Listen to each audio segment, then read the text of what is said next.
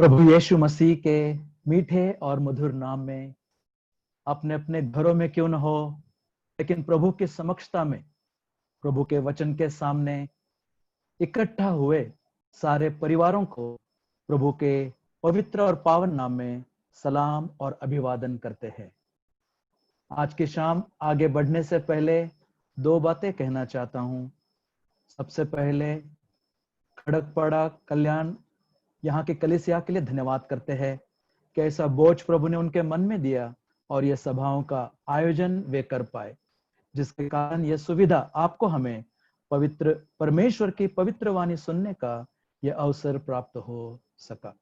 वैसे ही साथ में उन्होंने कहा कि आज समय की पाबंदी नहीं है। एक प्रचारक के लिए इससे बड़ी खुशी की कोई बात नहीं है।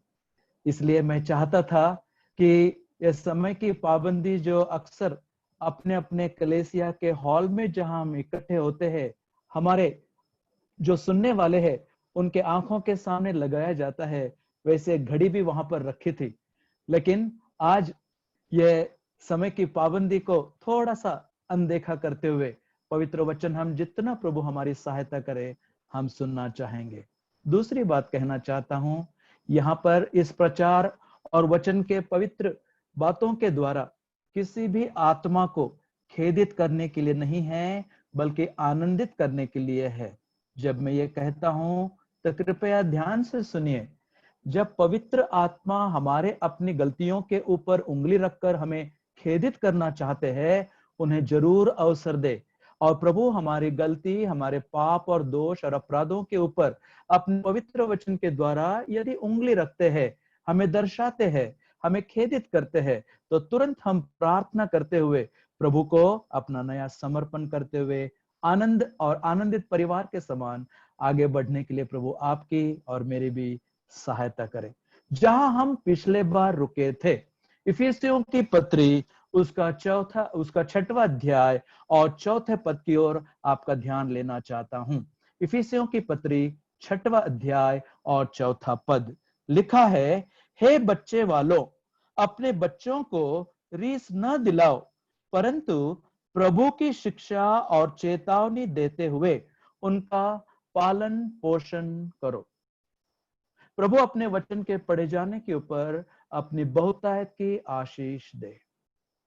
इस वचन को पढ़ते ही एक प्रभावी पालकत्व या हम कहे परिणाम कारक बालकत्व, पालकों का यही प्रयास है कि बालकों के जीवन में इन सारी शिक्षाओं को वो देख पाए।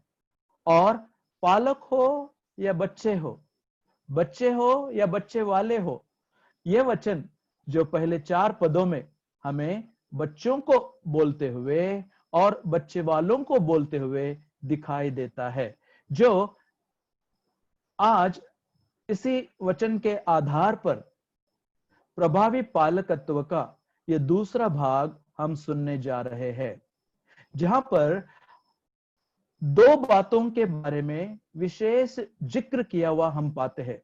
सबसे पहले क्या ना करे, दूसरी बात क्या करे। क्या ना करे यह हमें नकारात्मक बातें बताती है, जो कभी माँ बाप होने के नाते हमारे जीवन से हो जाती है। क्या ना करे नकारात्मक बातें, लेकिन क्या करे सकारात्मक बातें। यहीं पर आप पढ़ेंगे तो यहां दिया हुआ है, हे बच्चे वालों, अपने बच्चों को रीस न दिलाओ, परंतु प्रभु की शिक्षा और चेतावनी देते हुए। न दिलाओ परंतु देते हुए। क्या न दिलाओ और क्या दिलाओ। क्या न दिलाओ ये नकारात्मक बातें देखने से बेहतर रहता है कि हम सकारात्मक बातों की ओर अधिक समय बिताएंगे, क्योंकि हम जानते हैं कि जब हम सकारात्मक बातें क्या दे क्या करे इसकी ओर ध्यान दे, तो अपने आप बहुत सारी नकारात्मक चीजें बातें अपने दिन प्रतिदिन के व्यवहार में करते हैं, वे अपने आप सुलझा जाएंगे। उनका भी जवाब इन्हीं सकारात्मक बातों में हमें प्राप्त हो सकता है। यदि प्रभु कभी समय दे तो इन नकारात्मक बातों की ओर भी हम ध्यान दे सकते हैं, जो बहुत व्यवहारिक है, प्रायोगिक है। लेकिन इस सत्र में जब इन भाग को हम पढ़ते हैं, कौन सी सकारात्मक बातें क्या करे उसकी ओर ध्यान देते वक्त सबसे पहले हम वहां पर देखते हैं कि परंतु प्रभु की शिक्षा देते हुए, मतलब एक पिता एक शिक्षक है, एक शिक्षक के नाई है। दूसरी बात, चेतावनी देते हुए, एक पिता एक मार्गदर्शक है, वो उन्हें सूचना देते हैं, चेतावनी देते हैं, इशारा देते हैं, मार्गदर्शन करते हैं, गलत क्या है सही क्या है इसके बारे में प्रायोगिक जीवन में उनको दर्शाते हैं। पिता प्रभु के शिक्षक है। दो, पिता प्रभु की ओर से अपने बच्चों को चेतावनी देने वाले मार्गदर्शक है। तीसरी बात, वे उनका पालन पोषण करे। पिता एक पोषक भी है, उनकी देखभाल करते हैं।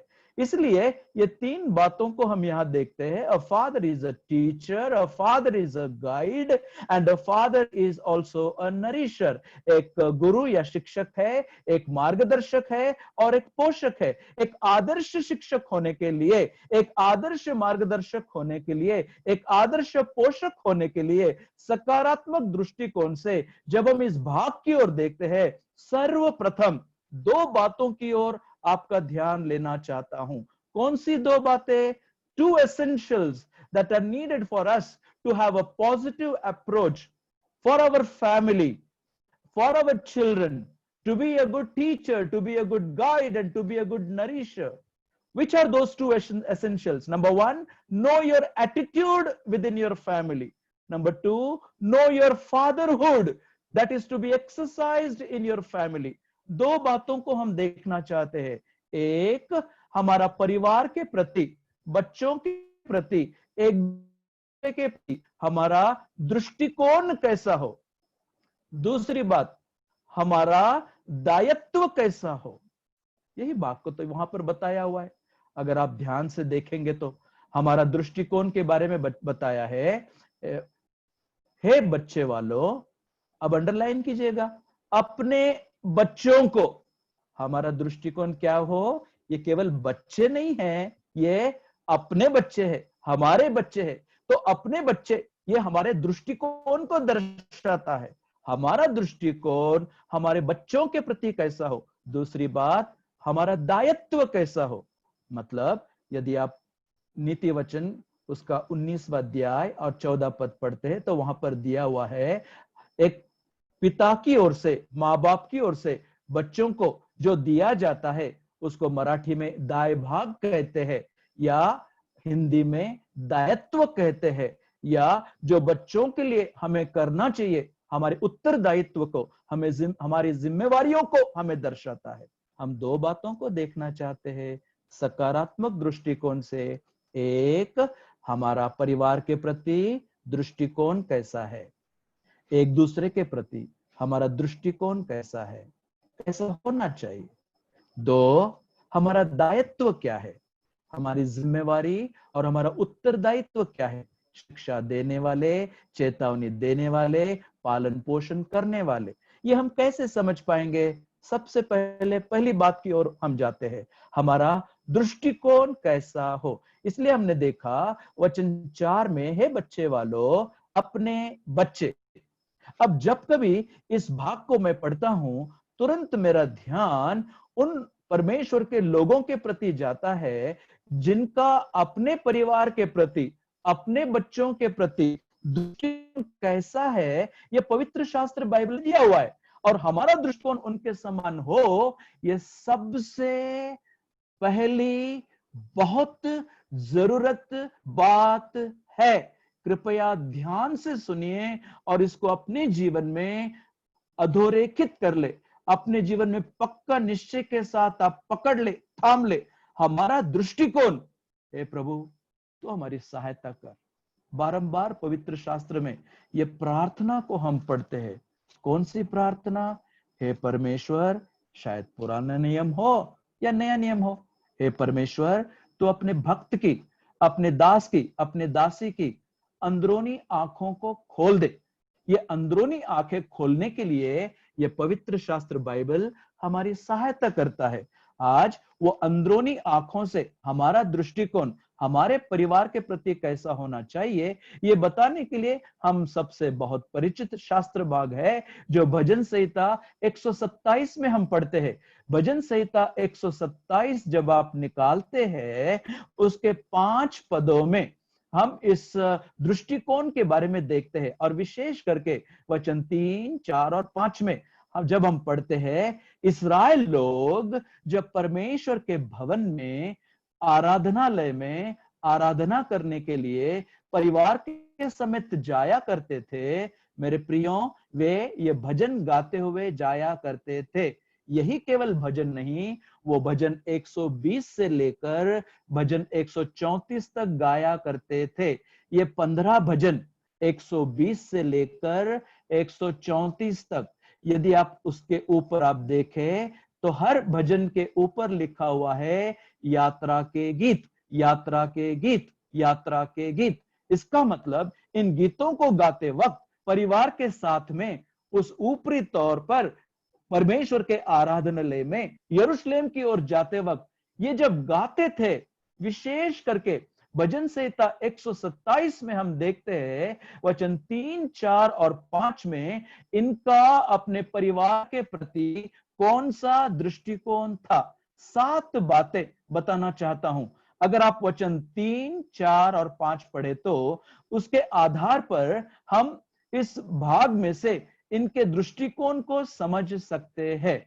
अगर आप इसमें अधिक अध्ययन करना चाहते हैं, जाते जाते केवल इतना बोलकर आगे जाऊं, भजन संहिता 119:54 में लिखा हुआ है, मैं यहां पर तो परदेसी हूं, मेरे परदेश के जीवन की यात्रा में हे परमेश्वर, तेरा वचन मेरे लिए गीत का साधन बन चुका है, गीत का अनुभव बन चुका है। मतलब इस जीवित काल में इतने दुख के अनुभव से, परेशानी, चिंताओं, कष्ट और मुसीबतों के सामना करते हुए आगे जाते वक्त भजनकार परमेश्वर के गीत गाते हुए आगे बढ़ पाए। ये क्यों बताया? क्योंकि उस एक वचन के आधार पर 119 उसका 54, एक वचन के आधार पर आप कम से कम 20 संदेश सुन सकते हैं।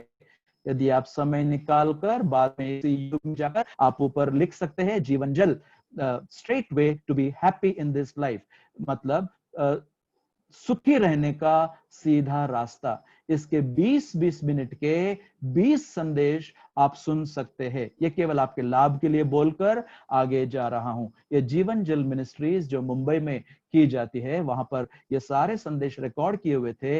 इनका प्रसारण शुभ संदेश टीवी के द्वारा होता है। इतना ही केवल नहीं, बल्कि यूट्यूब में भी उन लोगों ने अपलोड किए हुए हैं। आप इसका जरूर लाभ उठाएं। लेकिन आज शाम को मेरे प्रिय भाई और बहन, हमारा अपने परिवार के प्रति किस प्रकार का दृष्टिकोण हो, उसकी 7 बातें बताते वक्त इनका दृष्टिकोण अपने परिवार के प्रति कैसे था, बाल बच्चों के प्रति कैसे था। सबसे पहली बात यहां पर यदि आप पढ़ेंगे 5 बार यहोवा यहोवा यहोवा करके लिखा हुआ आप पाएंगे। मतलब इनका मन पूरे रीति से यहोवा की ओर लगा हुआ दिखाई देता है। मैं वचन 3 पढ़ता हूं, देखो, लड़के यहोवा के दिए हुए भाग है, गर्भ का फल उसकी ओर से प्रतिफल है। यहां पर ये एक पद में हम 5 बातों को देख सकते हैं। सबसे पहली बात, ये जब भजन गाते हुए परिवार के समेत परमेश्वर के भवन जा रहे हैं, सबसे पहली बात, वे जानते थे कि यह सारे यहोवा के है, यहोवा के है। उस भाग को आप अधोरेखित कीजिएगा, ये तो यहोवा के है, ये उसकी सृष्टि है, उसकी रचना है, उसके बनाए हुए है। इसलिए सबसे पहली बात, अपने बाल बच्चों की ओर देखते हुए, अपने परिवार की ओर देखते हुए, एक दूसरे की ओर देखते हुए, दूसरे लोगों की ओर देखते हुए हमेशा याद रखे क्या दृष्टिकोण हो, यह यहोवा के है। मतलब उनकी सृष्टि के बारे में, उनके रचना के बारे में, उनके बनाए जाने के बारे में, उनके सिरजाने के बारे में। इसलिए एक तो कभी भी किसी भी बच्चे की विटंबना न करे, एक तो कभी भी किसी भी बच्चे को तुच्छ ना, किसी भी बच्चों के साथ तुच्छ से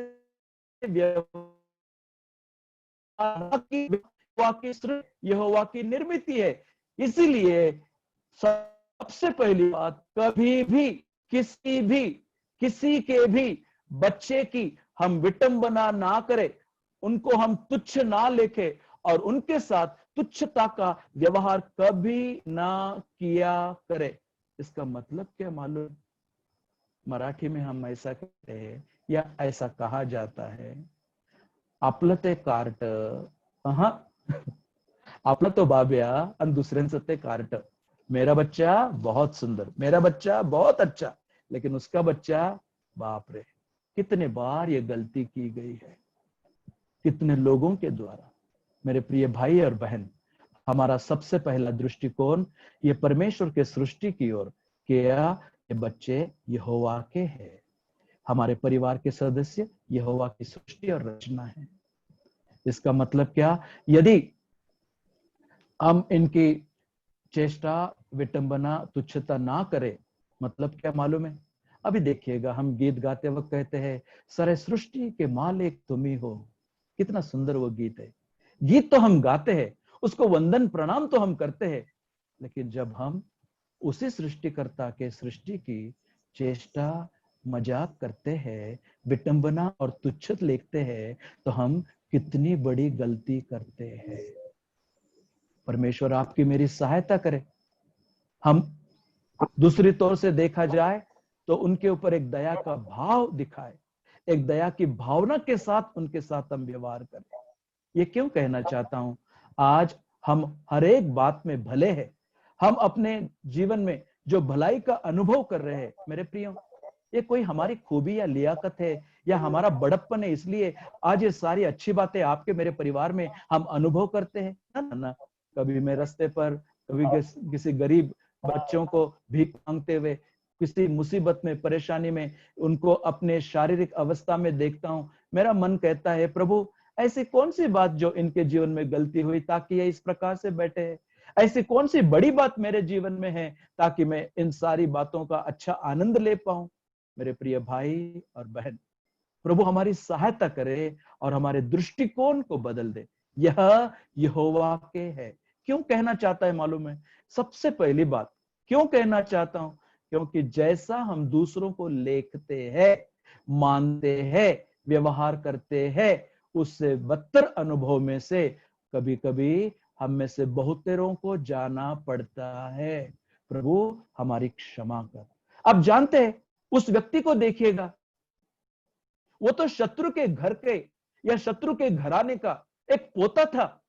जब उसको मालूम हुआ कि वो जीवित है, इस परमेश्वर के दास ने पहला भेजा, उसको अपने घर से उठाकर लाया, और अपने घर से जब उठाकर लाया तो पता चला कि ये तो पंगु है, ये तो लूला लंगड़ा है, ये अपने दोनों पांव से अधू है।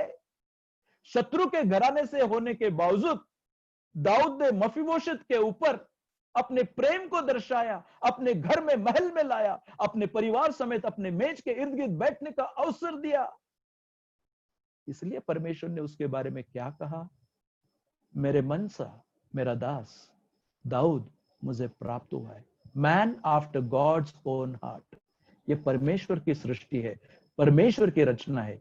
इनके साथ कभी भी गलत व्यवहार, गलत चेष्टा, गलत तुच्छता से कभी भी पेश ना आए। ये जा रहे अपने परिवार के समेत, अपने बाल बच्चों के समेत, यह यहोवा के है, यह यहोवा के है। आगे जाने से पहले कहना चाहूंगा, यदि आप ऐसे माँ बाप है, आपका बेटा या आपकी बेटी किसी कारणवश शारीरिक रीति से हो या मानसिक रीति से हो कमजोर है, तो आप निराश ना हो। आप उनको अपने जीवन में कभी भी बोझ ना समझना, आप दुखी ना हो। प्रभु निश्चित आपको विशेष अनुग्रह देगा। एक अलग जिम्मेवारी प्रभु ने आपके जीवन में दी है, उसको निभाने के लिए प्रभु आपकी सहायता करे। सबसे पहली बात, यह यहोवा के है। दूसरी बात, यह यहोवा के दिए हुए है। ना केवल यहोवा के है, लेकिन यहोवा के ओर से, यहोवा के दिए हुए है। इसका मतलब क्या? ये जो संतति हमारे पास है, हमारा दृष्टिकोण क्या हो? यहोवा ने दिए हुए हैं। ना केवल ये यहोवा के हैं, बल्कि ये यहोवा ने हमें दिए हुए हैं। आप याद करें मेरे साथ, उत्पत्ति की किताब उसका 30 अध्याय वचन 1 और 2 में एक स्त्री को उन दिनों में संतति के बिना होना कितना कितना दुख का अनुभव था, पीड़ा का अनुभव था। शब्द तो है बांझ मेरे प्रियो, लेकिन जब राहेल याकूब के सामने आकर उत्पत्ति 30:1 में कहती है, तू मुझे संतान दे नहीं तो मैं मर जाऊंगी, मुझे संतान दे नहीं तो मैं मर जाऊंगी। तब याकूब का जवाब क्या था? याकूब का जवाब क्या था? उस संवाद से पता चलता है, याकूब ने कहा, क्या मैं परमेश्वर हूं? मेरे प्रियो, ये परमेश्वर की देन है, ये परमेश्वर की ओर से है, ये परमेश्वर ने आपके मेरे परिवार में हमारे लिए दिया हुआ, परमेश्वर की ओर से है और परमेश्वर ने दिया हुआ है। इसका मतलब क्या? ये परमेश्वर की देन है। आप देखिएगा 3 पद में, ये हमारे हाथों में दिया हुआ है। इसलिए उत्पत्ति 4:1 में हव्वा जब पहले संतान को प्राप्त की तो वो क्या कहे, बेटी यह पुरुष मुझे यहोवा की सहायता से प्राप्त हुआ। मेरे प्रिय अजीज भाई और बहन, यहोवा के है, यहोवा के दिए हुए है। इसका मतलब क्या? हम इन बच्चों के कौन है? भंडारी है, रखवाले है, चरवाहे है, अगुवाई करने वाले हैं, मार्गदर्शन करने वाले हैं, संभालने वाले हैं। ये हमारा उत्तरदायित्व है कि ये यहोवा के दिए हुए है, ये समझकर यहोवा की ओर से प्राप्त हुआ है तो उनकी जिम्मेवारी हमारी है। हम यहोवा के भंडारी इन बच्चों के लिए बनाए गए हैं। अब यदि आगे बढ़ने से पहले यह भी मैं कह दूं, यदि आप संतति की अपेक्षा में, आशा में और प्रतीक्षा में है तो आपसे भी कहना चाहूंगा, कभी निराश नहीं होना। क्यों? इस विषय को लेकर कभी भी आपके घर में अशांति ना हो पाए। क्यों? क्योंकि आप प्रभु के हैं तो जरूर याद रखें, जरूर प्रभु आपके विषय में कुछ विशेष करना चाहते हैं। सबोपदेशक 3:11 में बता है, प्रभु अपने समय में, सुनिएगा, अपने समय में सब कुछ भला करके देता है। प्रभु वो भलाई का आनंद अनुभव आपके जीवन में देवे, ऐसी प्रार्थना करता हूं। आप प्रार्थना करें, आप प्रभु में धीरज रखें। प्रभु को कोई बात असंभव नहीं है, वो प्रभु बदला नहीं है, कल आज और युग वो एक जैसा है। ऐसे घड़ी में आप पति पत्नी एक दूसरे को विशेष प्रेम और विशेष भरोसे के साथ जिए। कभी भी अपने पत्नी को धोखा ना दे, कभी भी अपने पति को धोखा ना दे, कभी भी ये विवाह के संबंध के बाहर कोई भी गलत रिश्ता अपने परिवार में आने ना दे। आप याद रखें, इब्राहिम और सारा का परमेश्वर आज जीवित है, जकरिया और एलिजाबेथ का परमेश्वर आज जीवित है, हन्ना का परमेश्वर आज जीवित है। जब पिता ने, सुनिएगा, जब पिता ने पुत्र के हाथ में आपके मेरे हमारे उद्धार को होने के लिए सौंप दिया, हमारी तो उत्पत्ति भी नहीं हुई थी। पुत्र पिता से क्या कहता है? यूहन्ना रचित सुसमाचार 17 अध्याय और उसका 12 पद पढ़कर देखेगा, मैंने उनमें से एक भी नहीं खोया। हे भंडारी, हे माँ बाप, अपने बच्चों को दृष्टिकोण कौन से ओर से हम देखें? यहोवा के है, उसकी सृष्टि और निर्मिति है, चाहे कैसे भी क्यों न हो। उनके बीच में कभी भिन्नता, कभी गलतफहमी हमारे व्यवहार के द्वारा न आने दे, कभी भी उनकी चेष्टा ना करे। दो, यह यहोवा के दिए हुए है, इसलिए यहोवा से प्राप्त किए है तो इसका हमें लेखा देना है। हम भंडारी है, इसको संभालना, सूदी लेना, सहायता करना, ये हमारा उत्तरदायित्व है। तीसरी बात को बताने से पहले हम एक दूसरे के साथ जब इस प्रकार से आगे बढ़ते हैं, उन पति पत्नी से कहना चाहता हूं, लोगों की ओर अनसुना करे, जो आपके मेरे परिवार की ओर उंगली दर्शाते हैं, जो ताने मारते हैं, जो इस प्रकार से गलत बातों को अपने पारिवारिक जीवन में बाहर से डालना चाहते हैं। मेरे प्रियो, यदि पति पत्नी आप है और संतति की अपेक्षा में है, दूसरों के ताने को अनसुना करे। प्रभु आपके जीवन में उसकी भलाई जरूर देवे, प्रभु आपकी सहायता करे। वो परमेश्वर आज भी यह चमत्कार करने के लिए तैयार है। प्रभु आपको उसका आनंद और अनुभव देवे, ऐसी प्रभु की ओर प्रार्थना करता हूं। तीसरी बात उसी वचन में बताया हुआ है, आपने पढ़ा, ना केवल यहोवा के है, ना केवल यहोवा के दिए हुए है, लेकिन तीसरी बात, वे यहोवा का भाग है, मतलब हेरिटेज करके लिखा हुआ है। ये पर हमारे लिए एक संपत्ति करके दिया हुआ है, एक हमारा रिचनेस हमारे जीवन में ये परमेश्वर की ओर से मिला हुआ एक बहुत बड़ा धन के अनुसार परमेश्वर ने हमें दिया हुआ है। और इस धन को संभालना, अब आप क्या करते हैं अपने धन के विषय में, अपने संपत्ति के विषय में? उसके कागजात हो तो कैसे सेफ लॉकर में रखते हैं, संभालते हैं, या धन हो तो उसको हम कैसा विनिमय करते हैं, कैसा उसका उपयोग करते हैं सही काम के लिए, सही जगह पर, सही समय में। वैसे ही हमारे बच्चों के प्रति हमारा ये दृष्टिकोण हो। चौथी बात को बताना चाहता हूं, लिखा है उसके दूसरे आगे के भाग में, क्या वचन 3 का दूसरा भाग देखिएगा, वे तो गर्भ का फल है। क्या है? वे तो गर्भ का फल है। इसका मतलब क्या? अब आप सुनिएगा, ध्यान से सुनिएगा, गर्भ का फल मतलब क्या? अब आप बताइए, ये गर्भ का फल आशीष है या श्राप है? यदि आप उत्पत्ति तीसरा अध्याय वचन 16 और 17 पढ़ेंगे तो आप ध्यान से पढ़ना, वहां पर श्राप के समय में यह बात बोली गई है, लेकिन उसको श्राप ना समझना। जब आप ध्यान से पढ़ते हैं तो वहां पता चलता है उसको गर्भवती तो होना ही था, हव्वा को, उसको बालक तो उत्पन्न करना ही था, उसको स्त्री के द्वारा आने वाले वंश को इस संसार में लाना ही था, गर्भवती तो होना ही था, बालक तो उत्पन्न करना ही था, स्त्री से वंश तो आना ही था। क्योंकि परमेश्वर ने जब ये बातें पहले मानव के साथ की, मेरे प्रियो, ये आशीष की बात है, क्योंकि ये बात परमेश्वर ने पतन होने के पश्चात नहीं, पतन होने के पहले बताई है। और जब पतन होने के पहले बताई है, उत्पत्ति का पहला अध्याय उसके 27 और 28 में बताया है। क्या बताया? कि जब परमेश्वर ने मनुष्य को उत्पन्न किया, उसको नर और नारी करके उत्पन्न किया। ध्यान से सुनिएगा, नर और नारी, विवाह का बंधन ये बहुत जरूरी है। नर और नारी करके उनको उत्पन्न किया, इतना ही केवल नहीं, अपने स्वरूप में सिरजा और उनको श्राप दिया, ना ना ना, और उनको आशीष दिया। और क्या कहा? उनसे कहा, फूलो फलो और पृथ्वी में भर जाओ, फूलो फलो और पृथ्वी में भर जाओ। मेरे प्रिय भाई और बहन, बच्चों को कभी भी श्राप न समझना, अभिशाप न समझना। बच्चे ये परमेश्वर की ओर से गर्भ का फल करके हमारे लिए आशीष के दृष्टिकोण से दिया हुआ है। इसलिए पांचवी बात वहीं पर बताई है, क्या लिखा है?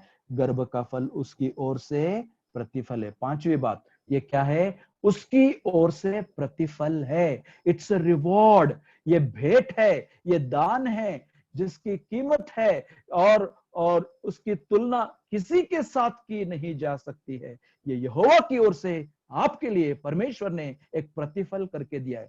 हमारे दृष्टिकोण के बारे में हम देख रहे हैं। अगर आप उसका अगला पद पढ़ेंगे तो लिखा हुआ है, जैसे वीर के हाथ में तीर, वैसे ही जवानी के लड़के होते हैं। मेरे प्रिय भाई बहन, जब कभी बच्चों की ओर देखते हैं, उनको कैसा देखे? वीरता के तीर करके हम देखे। हमारे लिए, हमारे पारिवारिक जीवन के लिए, एक विजयी मसीह जीवन के लिए, ये बच्चों को एक सुभक्ति के अनुसार जीवन बिताने के लिए, प्रभु के मार्ग में बढ़ाने के लिए एक तीर के समान, जैसे सारी सुधि उस तीर की ली जाए, वैसे जब हम परिवार के बच्चों की सुधि लेते हैं, वे वीरता को दर्शाते हैं, विजय को दर्शाते हैं। और इतना ही केवल नहीं, आखिरी भाग में लिखा हुआ है, क्या ही धन्य है वह पुरुष जिसने अपने तरकश को उनसे भर लिया हो, वह फाटक के पास शत्रुओं से बात करते संकोच न करेगा। ना केवल वीरता के तीर है, लेकिन धन्यता के लक्षण है। बच्चों की ओर जब देखे ना, वो सुख, वो सुकून, वो चैन, वो आराम, वो विजय, वो वीरता, वो धन्यता, इसका लक्षण ये बच्चों में हम देख सकते हैं। प्रभु आपकी मेरी सहायता करे, जैसा इन लोगों का अपने परिवार के समेत परमेश्वर के घर जाते वक्त दृष्टिकोण था, हे प्रभु मेरे दृष्टिकोण को तू बदल दे। ये 7 दृष्टिकोण अपने मन में हमेशा, ना केवल अपने परिवार और अपने बच्चों के बारे में, बल्कि परमेश्वर की इस सृष्टि के संबंध में देखते हुए आगे बढ़ने में प्रभु आपकी और मेरी भी सहायता करे। इससे, इस दृष्टिकोण से हमारी दृष्टि बदल जाएगी, हमारी विचार धारणा बदल जाएगी, हमारे मन के विचार और व्यवहार बदल जाएंगे, जिसका आशीष आप और मैं हमारे परिवार में अनुभव करेंगे। पवित्र शास्त्र बाइबल में लिखा हुआ है, जो गरीबों की सुधि लेता है, जो कंगालों को देता है, जो उनकी चेष्टा मस्करी या उनकी ओर तुच्छता की ओर से नहीं देखता है, वो यहोवा को उधार देता है। यहोवा को उधार। कभी आप सोच सकते हैं, जो प्रभु परमेश्वर किसी का कर्जदार नहीं रहता। ना केवल हमारा दृष्टिकोण आगे बढ़ेंगे, हमारा दायित्व, हमारी जिम्मेवारी, क्या लिखा है, एंड ई फादर्स, हमारा दायित्व क्या है। इफिसियों की पत्री 6वां अध्याय और उसके 4थे पद को देखिएगा, हे बच्चे वालों, अपने बच्चों को रीस न दिलाओ, परंतु प्रभु की शिक्षा और चेतावनी देते हुए उनका पालन पोषण करो। हमारा दायित्व, हमारी जिम्मेवारी को बताया हुआ है, जैसे मैंने पहले ही बताया, जिसका वर्णन नीति वचन उसका 19वां अध्याय और 14 पद में दिया हुआ है। माँ बाप जो कुछ उनके पास है इस संसार से जब जाते हैं, वो सब अपने बच्चों के लिए छोड़कर जाते हैं। माँ बाप क्या छोड़ सकते हैं? धन छोड़ सकते हैं, संपत्ति छोड़ सकते हैं, लेकिन परमेश्वर की ओर से ये जो दायित्व हमें बच्चों के लिए छोड़ने के लिए, देने के लिए, निभाने के लिए दिया हुआ है, लिखा है, हे बच्चे वालों। अंग्रेजी में लिखा है ई फादर्स, मतलब हे बाप, हे पिता। बाप की ओर, पिता की ओर, फादर की ओर विशेष करके जिम्मेवारी बताइए। क्यों? क्योंकि वे परिवार के मुखिया है, परिवार के वो कर्ता है, परिवार के वो सिर है, परिवार के वो अधिकारी है। परिवार की सारी जिम्मेवारी उनके ऊपर दी गई है। इसका मतलब ये नहीं कि बहन को या माँ को या पत्नी को कोई जिम्मेवारी नहीं है, बहुत है। वो हम पवित्र शास्त्र बाइबल से देख सकते हैं। उस दादी माँ को देखिएगा और उस माँ को देखिएगा, उस दादी का विश्वास माँ में और माँ का विश्वास बच्चे में आया, इसलिए बच्चा प्रभु के लिए खड़ा हो पाया। ये तो जरूरी है। ऐसे परिवार, माता की भी जिम्मेवारी है, जिसकी ओर प्रभु हमें समय दे तो हम देख पाएंगे। लेकिन इस वक्त विशेष करके पिता की ओर, बाप की ओर हमारा ध्यान परमेश्वर का पवित्र आत्मा लेना चाहता है। क्यों? क्योंकि बच्चे को किसका नाम दिया जाता है? पिता का नाम दिया जाता है। बच्चे को किस परिवार में पैदा हुआ करके कहा जाता है? पिता के नाम से पहचाना जाता है। Who begat? Whose name is given to the sons or the children? It is fathers. अब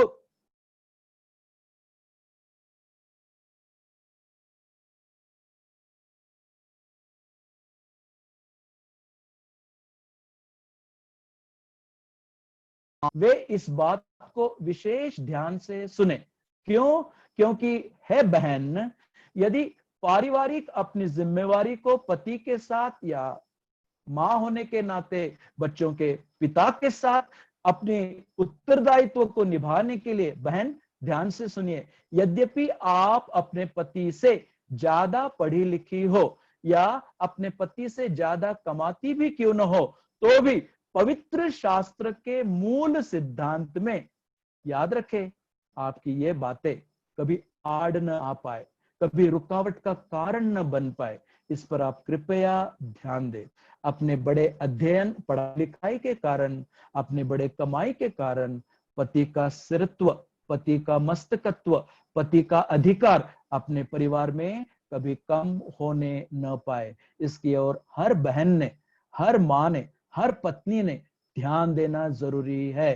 क्योंकि जैसे एक पत्नी, बहन, माँ अपने पति के साथ, अपने बच्चों के पिता के साथ घर में इस कारणवश व्यवहार करती है, याद रखिएगा, वे प्रभु का क्रम को उल्टा पुल्टा कर देती है, जिसका उल्टा परिणाम बच्चों के जीवन में दिखाई देता है। मैंने क्या कहा? यद्यपि आप पत्नी हैं और परिस्थिति के कारण आपको ये सब काम करना पड़ता है, लेकिन अपने मूल सिद्धांत की ओर से देखे, अपने मूल स्थान की ओर से देखे, ये करते वक्त इन चीजों को कभी भी आपके पारिवारिक जीवन में रुकावट का कारण ना बनने दे। वैसे ही भाई से कहना चाहूंगा, ये हमारे उत्तरदायित्व को निभाने के लिए एक दूसरे से साथ समय बिताकर प्रार्थना करते हुए, एक दूसरे को पूछताछ करते हुए, अपने बातों, इन सारी बातों में, अगर पत्नी काम करती है, उसके काम करने की जरूरत है, परिवार को चलाना है, और पत्नी बाहर जाती है, तो है भाई, है पति, है पिता, बाकी बातों में अपने पत्नी को सहयोग करना, उसकी सहायता करना, उसकी मदद करना, उसके ओर से वही प्रेम और वही उसकी जिम्मेवारियों को भी उसको निभाने के लिए आपकी सहायता, मदद बहुत जरूरी है। क्यों ये कह रहा हूं? ये दायित्व दोनों को निभाना है, तो प्रभु ने आप दोनों को, या पति पत्नी को, माँ बाप को कैसे शादी ब्याह में इकट्ठा लाया? मेल खाने वाला सहायक के नाते। आप सुन रहे? मेल खाने वाले सहायक, हेल्प मीट करके बताया हुआ है, अनुरूप सहायक म्हणून म्हटलेला आहे, मेल खाने वाला सहायक।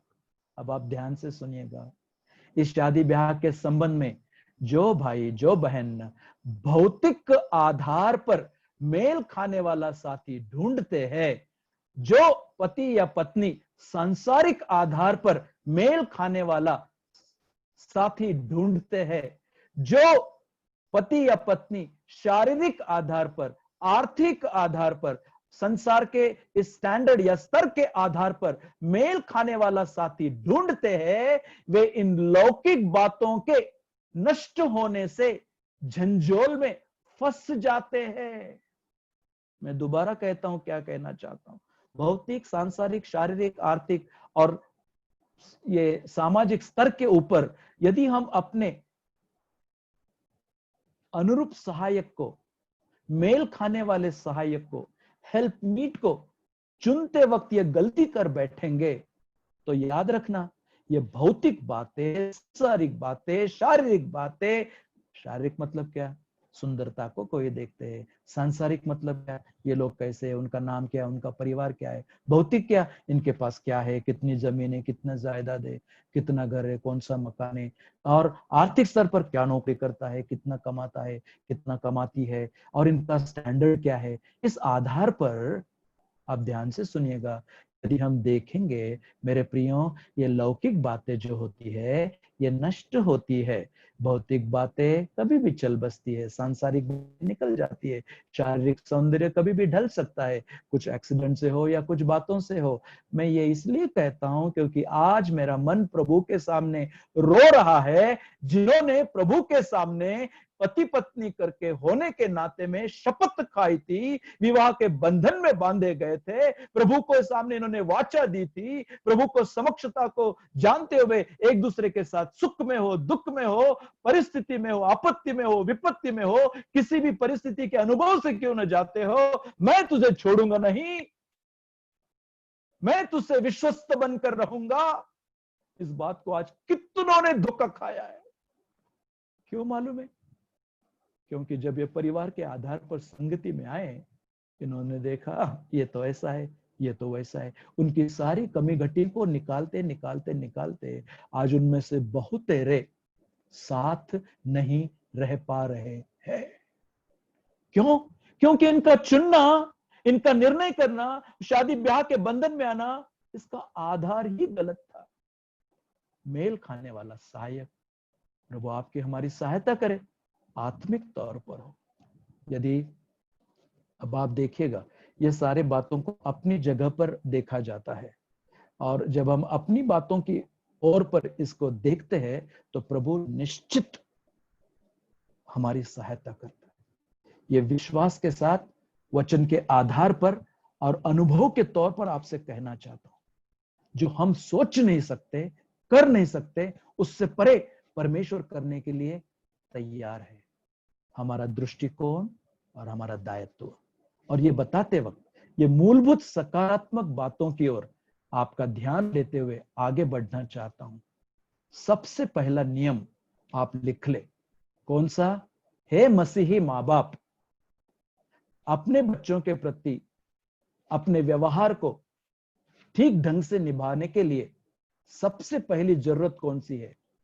कि मसीही माँ बाप परमेश्वर पिता के लालन पालन की प्रतिमा हो। Christian parents should be the reflection of the care and the nurture of God the Father. परमेश्वर पिता के लालन पालन की प्रतिमा हो। इसका मतलब क्या? ये वचन ने मेरा दिल जीत लिया। अब आप मेरे साथ भी निकाल सकते हैं इब्रानियों का किताब, उसका 12 अध्याय और उसका 9वां पद पढ़ता हूं, सुनिएगा। Hebrews chapter 12 verse 9। इब्री लोकास पत्र 12 अध्याय आणि 9वे वचन बघा, इथे काय लिहिलं आहे देखिएगा। फिर जबकि हमारे शारीरिक पिता भी हमारी ताड़ना किया करते थे और हमने उनका आदर किया, तो क्या आत्माओं के पिता के और भी अधीन न रहे जिससे हम जीवित रहे? वे तो, अब अंडरलाइन कीजिएगा, वे मतलब कौन? शारीरिक पिता। वे तो अपनी अपनी समझ के अनुसार थोड़े दिनों के लिए ताड़ना करते थे, पर वह तो कौन? आत्मिक पिता, स्वर्गीय पिता, आत्माओं का पिता, वो तो क्या करता है? वो तो हमारे लाभ के लिए किया करता है कि हम भी उसकी पवित्रता के भागी हो जाए।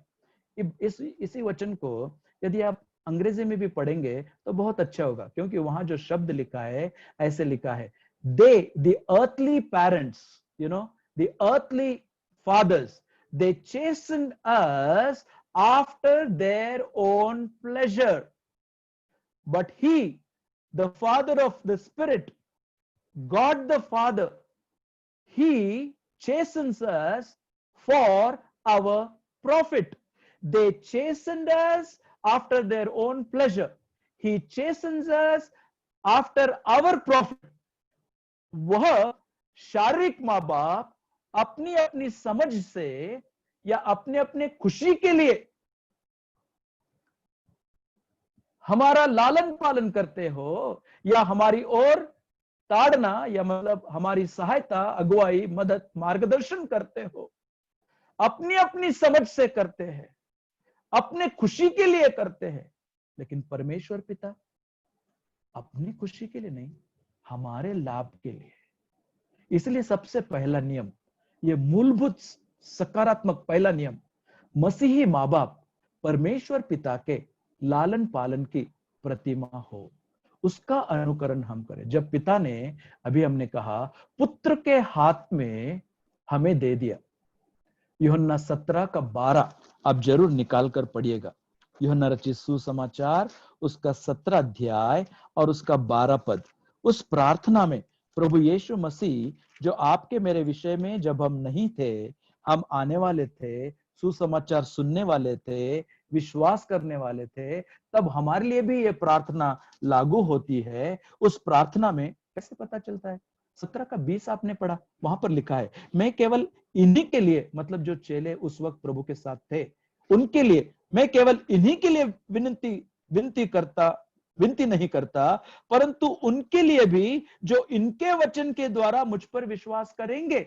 इसलिए ये वचन, ये प्रार्थना आपके लिए, मेरे लिए भी प्रभु ने की है, प्रभु कर रहे हैं, ये प्रभु की इच्छा है। क्या है? अब आप देखिएगा, 17:12 में पढ़ता हूं, जब मैं उनके साथ था तो मैंने तेरे उस नाम से जो तूने मुझे दिया है उनकी रक्षा की, मैंने उनकी चौकसी की, अब अंडरलाइन कीजिएगा, और विनाश के पुत्र को छोड़ उनमें से कोई नष्ट नहीं हुआ। Praise God for that. पिता हमारी सुधि पुत्र के द्वारा कैसी लेता है?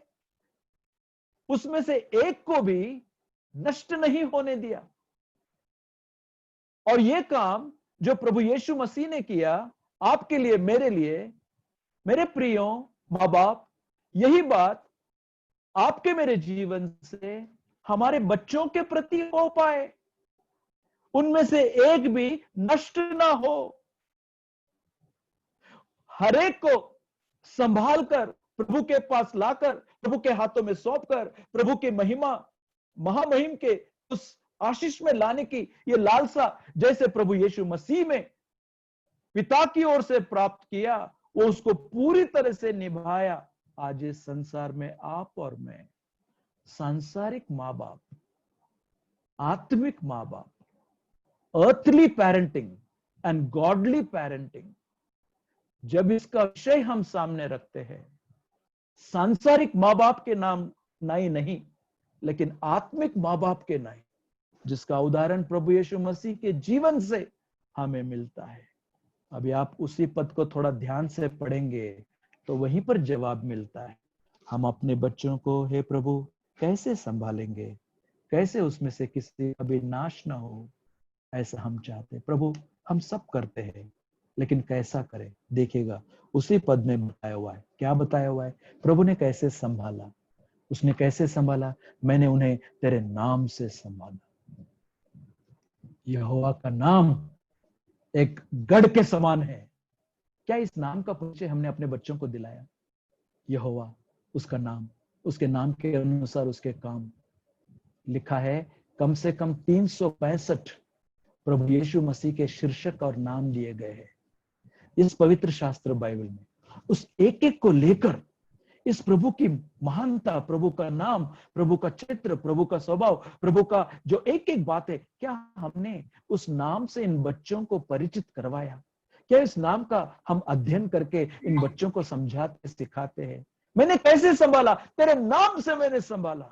ये नाम साधारण नहीं है, ये जीवित परमेश्वर का नाम है मेरे प्रियो। वह नाम में सामर्थ्य है। इसलिए सुनिएगा, निर्गमन की किताब 20वां अध्याय और 7वें पद में लिखा हुआ है, तू अपने परमेश्वर यहोवा का नाम कभी भी व्यर्थ ना लेना। Never ever take the name of the Lord the God in vain. अब आप कहेंगे वो तो नियमावली है, वो तो व्यवस्था है, वो तो लॉ है ब्रदर, वो तो 10 आज्ञाओं में से एक बात आप हमें बता रहे हैं। हाँ मेरे भाई, उसी वचन को लेकर यदि आप नए नियम में पढ़ेंगे तो आपको पता चलेगा कि हम जो विश्वासी है, परमेश्वर का नाम, प्रभु का नाम और प्रभु की बातों को कैसा व्यर्थ लेते हैं।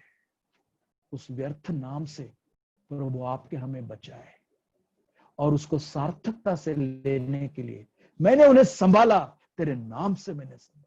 और कैसे संभाला? मैंने उनकी चौकसी की, ध्यान दिया, लगन से, तन से, मन से, धन से उनकी चौकसी की, उनके बारे में पूछा, उनकी ओर हर बात में उनकी ओर अपना लगन और मन लगाकर मैंने उनकी चौकसी की।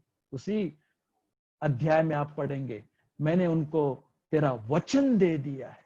उस वचन से मैं क्या कहना चाहता हूं, हमारा इस संसार में अपने बच्चों के प्रति लालन पालन, ये किसकी प्रतिमा हो, किसकी नकल हो, किसका अनुकरण हो, किसका उदाहरण लेकर हम वैसा करें?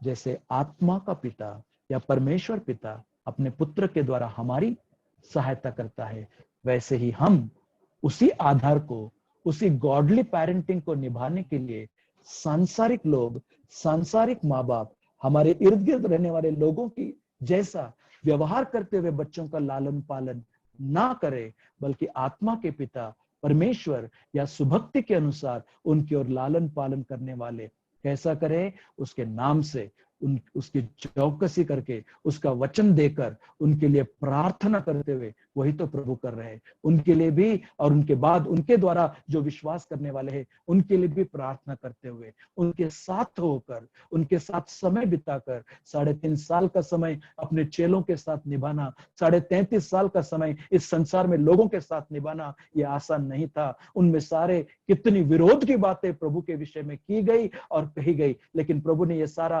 पिता पिता की ओर से प्राप्त किया, इसलिए विश्वास योग्यता के साथ लोगों के प्रति क्यों न हो, चेलों के प्रति क्यों न हो, आपके और मेरे प्रति क्यों न हो, उन्होंने विश्वस्तता से उसको निभाया। तेरे नाम से, चौकसी से, वचन से, प्रार्थना से, साथ होकर और उनके सामने नमूना बनकर क्या किया? उस दुष्ट से बचाया। मेरे प्रियो, आज दुष्ट का ध्यान आपकी ओर है, मेरी ओर है, आपके ऊपर, मेरे ऊपर, आपके परिवार के ऊपर, मेरे परिवार के ऊपर, परिवार को तितर बितर करने के लिए, क्योंकि वो जानता है वो कलेसिया को तितर बितर नहीं कर पाएगा। और कलेसिया तो बने हैं परिवार से।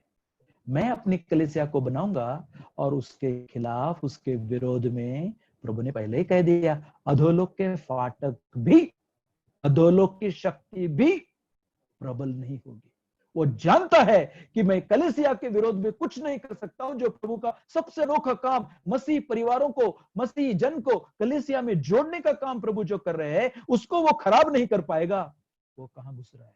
आपके जीवन में, मेरे जीवन में, आपके परिवार में, मेरे परिवार में। माँ बाप, हमारा पेरेंटिंग, हमारा बच्चों की ओर से हमारा पालकत्व निभाने के लिए हमें संसार के, सांसारिक माँ बाप के अनुसार नहीं, जो अपने लाभ के लिए, जो अपनी खुशी के लिए, जो अपनी अपनी समझ के आधार पर करते हैं, क्योंकि वो संसार के लोग हैं, वो संसार की रीति से करते हैं, वो सांसारिक निमित्त के कारण करते हैं। What is earthly parenting?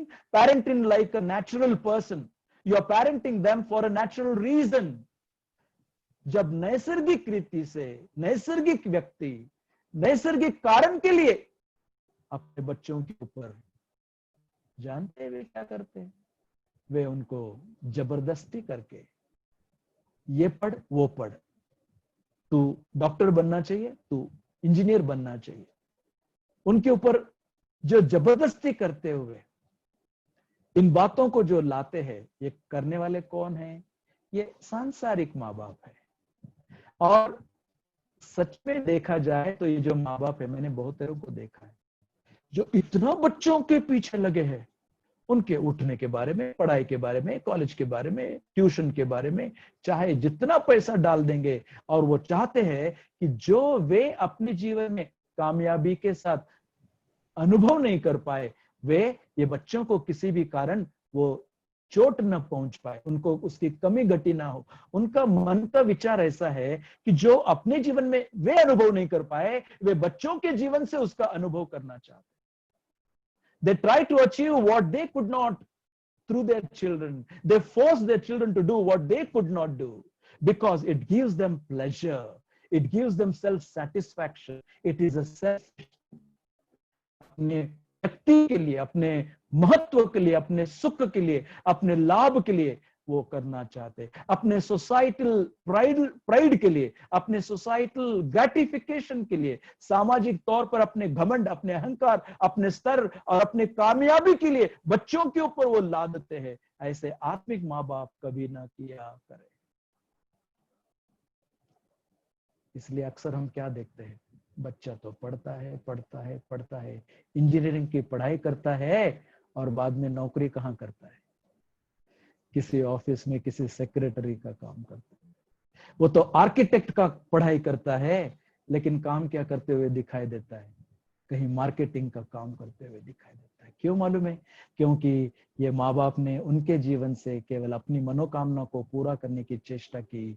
आपके मेरे जीवन से ऐसा कभी ना हो। हम किसका इमिटेशन करें, किसकी नकल करें, किसके जैसा हमारा लालन पालन हो? सांसारिक माँ बाप नहीं, आत्मिक माँ बाप।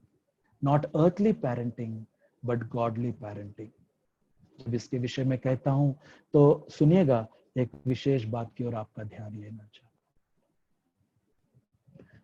हूं। We should be the reflection of our God in our nurturing of our children. आप में से कितने लोग वास्तुशास्त्र को मानते हैं? डर नहीं जाना जब मैं वास्तुशास्त्र कहता हूं, मैं आत्मिक वास्तुशास्त्र के बारे में कहता हूं।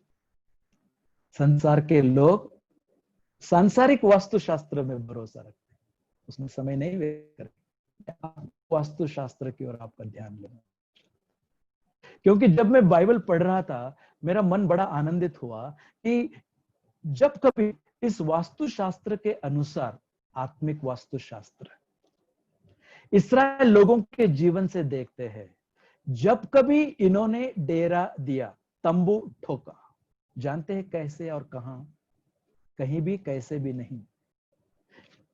मिलाप वाला तंबू बीच में था और 3-3 गोत्र के लोग उसके चारों दिशा में, 12 गोत्र के लोग 3-3 करके चारों दिशाओं में अपने तंबुओं को गाड़ते थे, ठोकते थे, लगाते थे, खड़ा करते थे।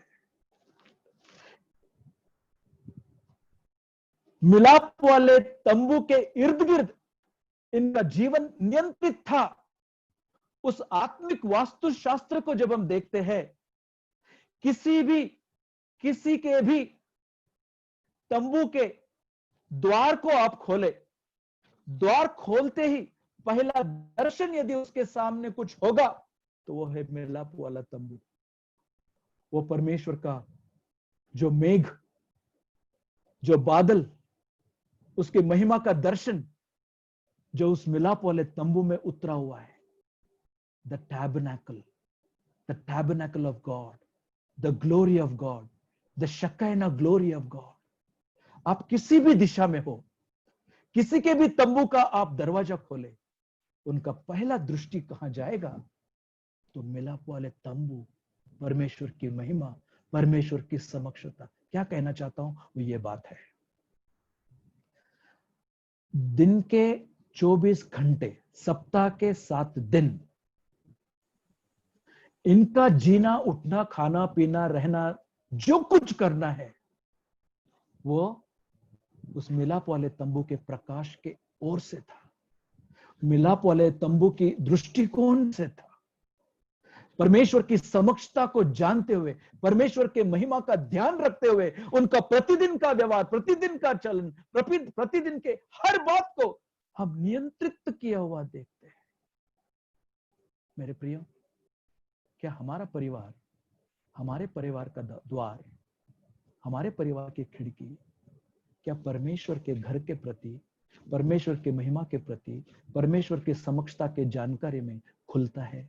जो भी कुछ हो, क्या हम उसके विचार आधार पर अंदर करते हैं? उस आत्मिक वास्तुशास्त्र को आप केवल लागू कीजिएगा।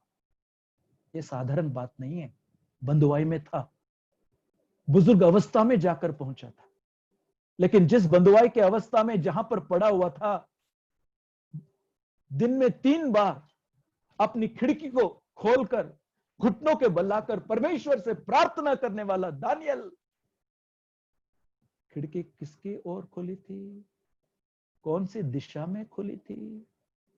क्यों यरूशलेम की ओर? क्यों मंदिर की ओर? क्योंकि हमारी सहायता वहीं से आती है।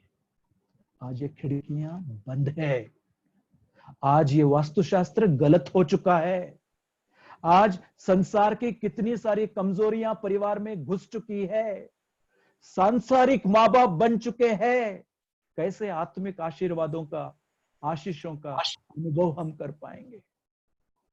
जाने अनजाने में मेरे प्रिय भाई बहन, यदि आपने अपने परिवार की सुस्थिति के लिए वचन को छोड़ दिया है, आत्मिक बातों को छोड़ दिया है और संसार के छिछोरेपन का सहारा लिया है, तो मैं आपसे विनती करता हूं कि आज शाम की सभा के पश्चात अपने घर से यह सांसारिक वास्तुशास्त्र के छिछोरेपन के किसी भी बात को यदि आपके घर में, परिवार में लगा है, इसको तोड़ दे, इसको फोड़ दे, इसको निकाल दे, इसको फेंक दे। कोई भी अंधश्रद्धा, कोई भी नींबू, मिर्च, लाल कपड़ा, नारियल, फोटो, बाबा, बाई, गले में, कमरे में, बिस्तर के नीचे, कुछ भी कहीं भी छिपा हो, उसको निकाल कर फेंक दे। मैं उन सारी बातों का नाम नहीं ले रहा हूं।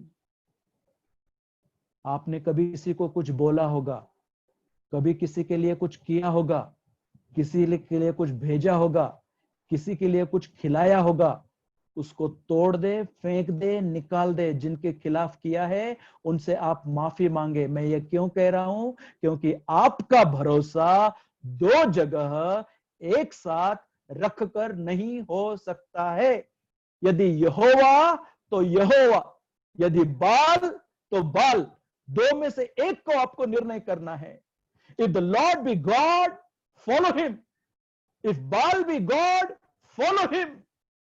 पहला राजा उसका 18 अध्याय और उसका 21वें पद में वो लिखा हुआ है। मेरे प्रिय भाई और बहन, आज कम से कम इतना जान ले, यदि यहोवा का नाम ले रहे और घर में ये कोई भी सांसारिक बातों का सहारा लिया है, मैं आपसे दरखास्त करता हूं, प्रभु की सहायता प्राप्त नहीं होगी जब तक आप इन बातों को ना करके घर से ना निकाल दें। समय तो हो चुका है। अभी तो 5 बातें बताने वाला था, केवल बताकर मैं बंद करूंगा। कुछ समय पहले एक गांव में सुसमाचार प्रचार के लिए हम गए थे। परिवार ने बड़े आनंद के साथ हमारा स्वागत किया। भाई लोग जाया करते थे, मैं अपने बेटे के साथ पहली बार वहां पर गया था। मेरे साथ और भी कोई भाई लोग थे। 2 छोटे कमरे थे, लेकिन खचाखच लोग अंदर बैठे हुए थे।